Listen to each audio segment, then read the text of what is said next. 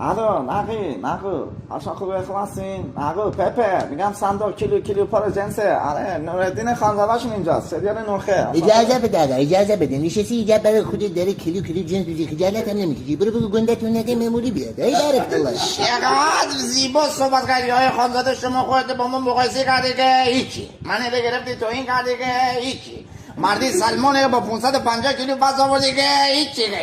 آقا نورگل ایشون داره رسما به من توهین میکنه. من خواهش میکنم یه گریس سفید بیاد پدرمینی بکنه. احمد پرمخبر رو بگید بیاد.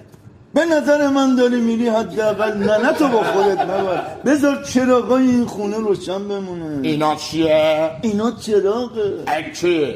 به ترشیدی؟ نه محمود شهریاری پستو داره در واکن بیاد تو افتاد. به نحوه خداوند جان آفرین یک روز امیر مهدی ژوله میخوره به لوله. واقعا الان وقت جوک گفتنه. الان امباپه با جت شخصیش رفته اونجا داره حال میکنه و ما دنبال جوکی.